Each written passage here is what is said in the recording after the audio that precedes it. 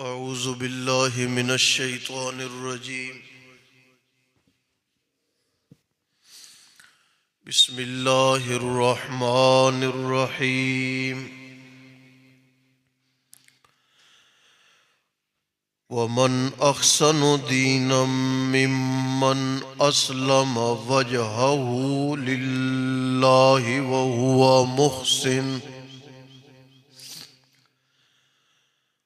وهو محسن واتبع ملة إبراهيم حنيفا واتخذ الله إبراهيم خليلا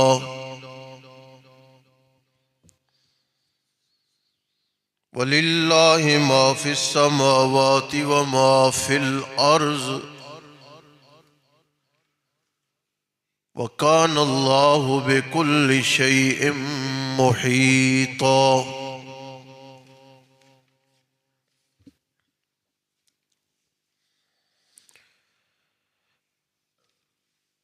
وَمَنْ أَحْسَنُ دِينًا،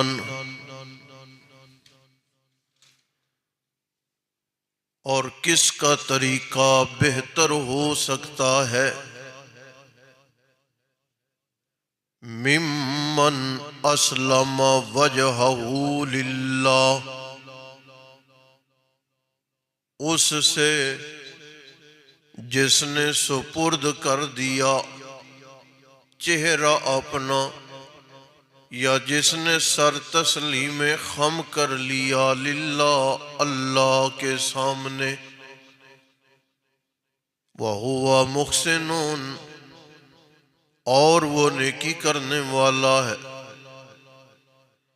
واتبع، اور پیروی کرتا ہے وہ یکسو ہو کر ابراہیم علیہ السلام کے طریقے کی، واتخذ اللہ، اور بنا لیا اللہ نے ابراہیم خلیلا، ابراہیم کو دوست اپنا، وَلِلَّهِ مَا فِي السَّمَاوَاتِ وَمَا فِي الْأَرْضِ، اور اللہ ہی کا ہے جو کچھ آسمانوں میں ہے اور جو کچھ زمین میں ہے، وَكَانَ اللَّهُ، اور ہے اللہ ہر شے کا احاطہ کیے ہوئے، گھیراؤ کیے ہوئے،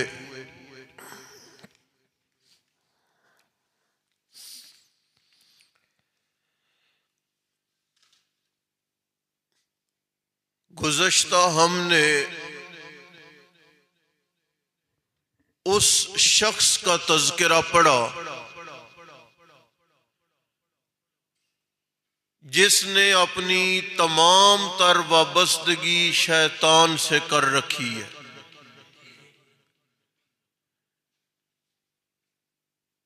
کہنا شیطان کا مانتا ہے،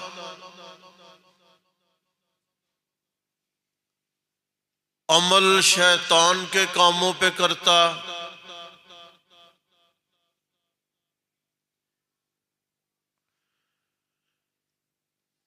رحمان کی جانب توجہ نہیں کرتا،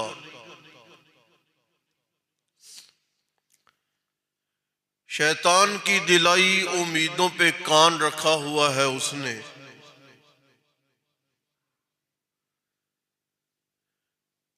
اب جو آج آیات پڑھی ہیں نا، ان میں اس بندے کا تذکرہ ہے جس نے اپنا آپ رحمان کے سپرد کر دیا ہے،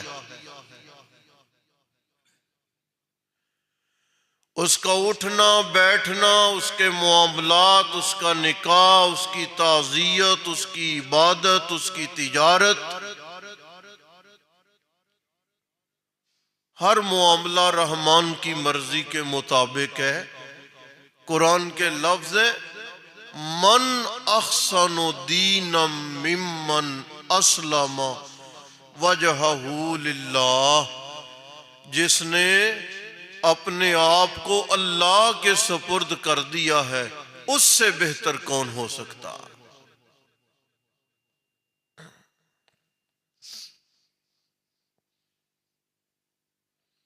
وَهُوَ مُحْسِنٌ۔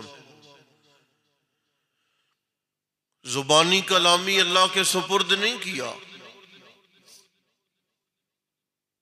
کہ کئی دانوں کی تسبیح ہاتھ میں پکڑی ہے، بیٹھا ہے، دانے پہ دانہ گرا رہا ہے، لیکن دل ستھرا نہیں ہے، دل صاف نہیں ہے، با ادب نہیں ہے، لحاظی نہیں ہے،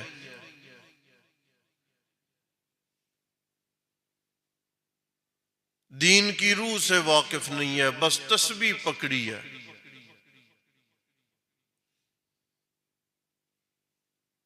نا فرمایا محسن، نیکی کرتا۔ نیکی جی خود ساختہ اپنی مرضی جو آئی تو سمجھا یہ اچھائی نہ، وَاتَّبَعَ مِلَّةَ إِبْرَاهِيمَ حَنِيفًا۔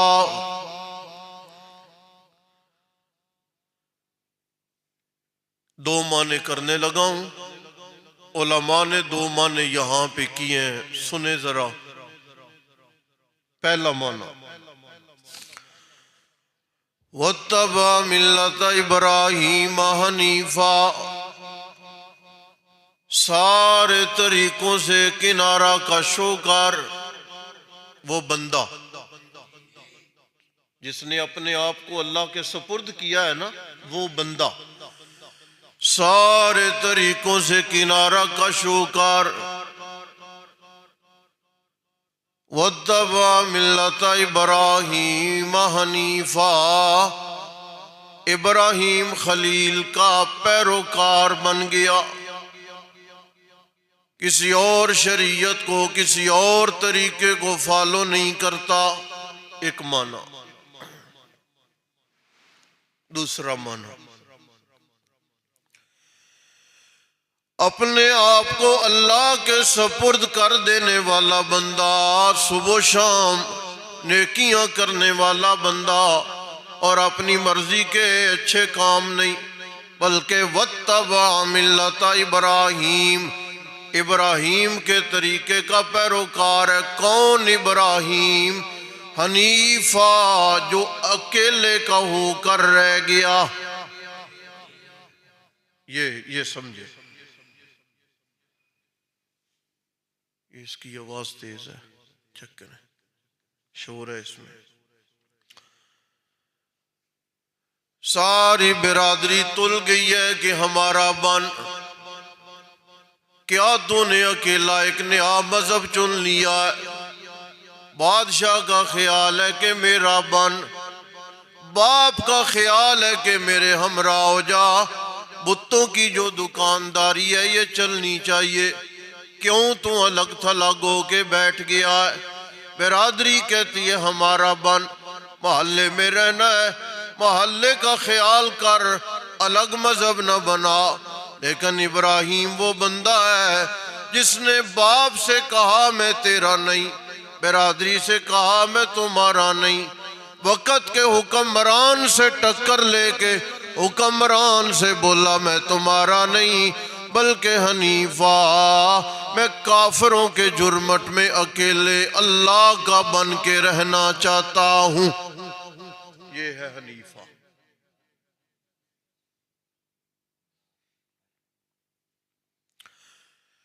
یہ مت سمجھے کہ ابراہیم نے ایک باپ کی مخالفت کی۔ ایک خیال پیدا ہوتا ہے کہ اپنے باپ کے مخالف ہو گئے یا باپ ان کے مخالف ہو گیا۔ نا، یہ صرف باپ کی مخالفت نہیں ہے بلکہ ایک معیشت کی مخالفت ہے۔ باپ عام بندہ نہیں ہے، بڑا سرکردہ بندہ ہے، حکومت میں بڑا کردار اور بڑا ہاتھ ہے، مذہبی طور پہ بھی بڑی شخصیت ہے، اپنے ہاتھوں سے بت بناتا ہے، لوگوں کو بت سپلائی کرتا ہے، یعنی لوگوں کو معبود بنا کے دیتا ہے، یہ بناتا ہے، لوگ سجدہ کرتے ہیں۔ اس کا مطلب یہ ہوا کہ مذہبی فوقیت بھی ابراہیم خلیل کے باپ کو مل گئی، حکمرانی میں ہاتھ بھی ابراہیم خلیل کے باپ کو ہو گیا، اور بت خانوں کے بت سپلائی کرنے والا بندہ، اس دور کا معاشی سٹرانگ آدمی، طاقتور آدمی، پیسے والا آدمی، ابراہیم خلیل نے اپنے زمانے کے مالدار سے مخالفت کی، اپنے زمانے کے ایک لیڈر سے مخالفت کی، اپنے زمانے کے ایک مذہبی سربراہ سے مخالفت کی۔ صرف وہ باپ نہیں تھا بلکہ ایک وقت میں کئی پوزیشنوں پہ تھا، بہت کچھ کر سکتا تھا، بڑی دھمکیاں بھی ملی۔ آپ نے فرمایا پھر بھی حنیفہ، میں اکیلے کا بن کے رہنا چاہتا ہوں، میں در در کا بن کے نہیں رہنا چاہتا۔ اچھا یاد رکھیں، قد کاٹھ نبیوں میں حضرت نبی پاک کا اونچا ہے، یہ ہمارا ایمان ہے، لیکن یہ ابراہیم خلیل کا انداز توحید اتنا عجیب ہے، اللہ نے اپنے نبی سے بھی کہا میرے نبی آپ ابراہیم خلیل کی پیروی کریں۔ یہ کچھ بندے اپنی شخصیت کے اعتبار سے کچھ ایسا نمایاں کر جاتے ہیں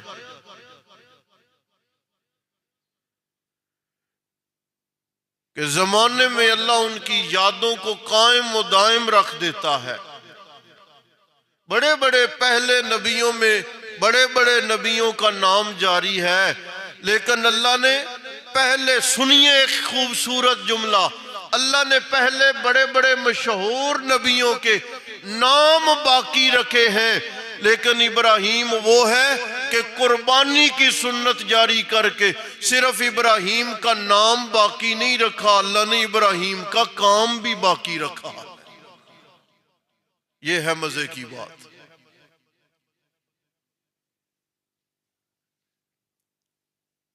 اور اگلے لفظ ہیں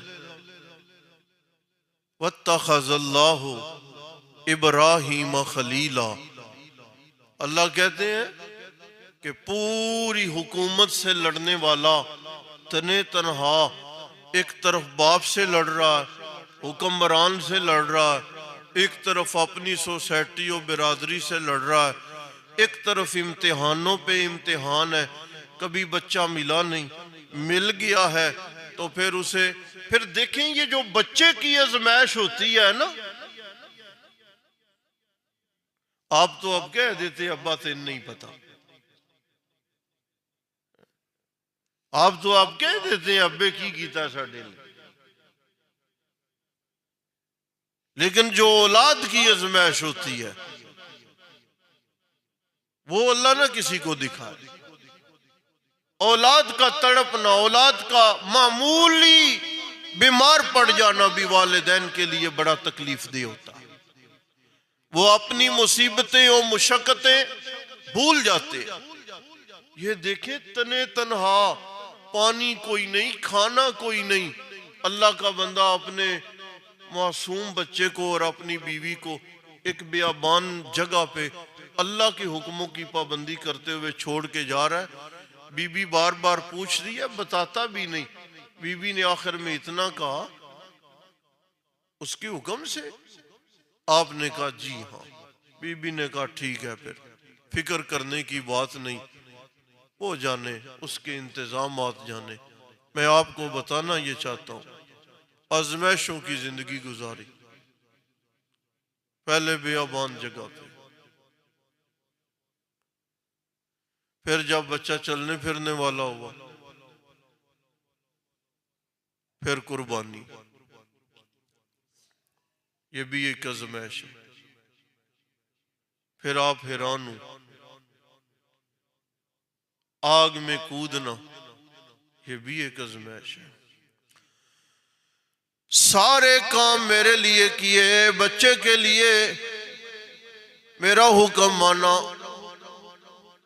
اپنے باپ کی مخالفت، حکمرانوں کی مخالفت، بچے کو بیابان جگہ پہ چھوڑنا، بچے کے گلے پہ چھری چلانا، آگ کے اندر کودنے پہ آمادہ ہو جانا، اتنے کام کیے اکیلے بندے نے، اتنے کردار ادا کیے۔ میں اللہ نے کہا اتخذ اللہ ابراہیم خلیلا۔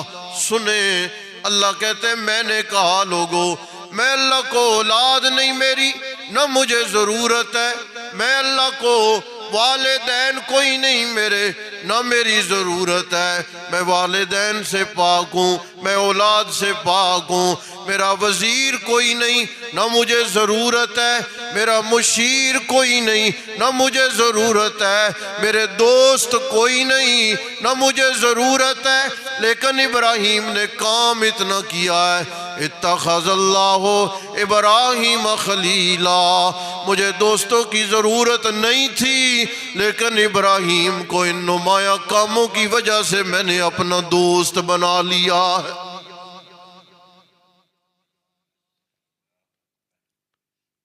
صحابہ بیٹھے تھے،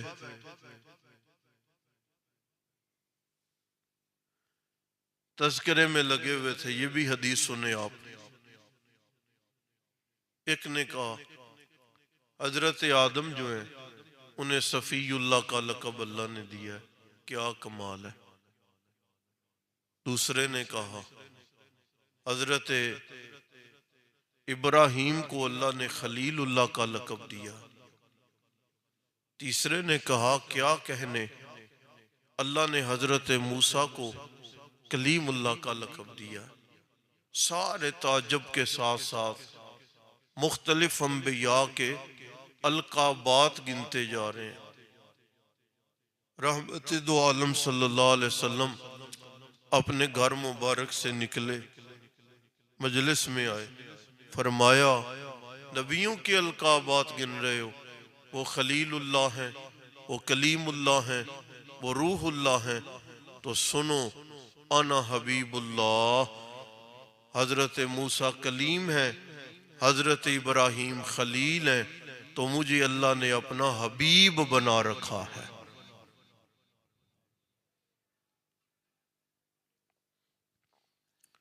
وَلِلَّهِ مَا فِي السَّمَاوَاتِ وَمَا فِي الْأَرْضِ۔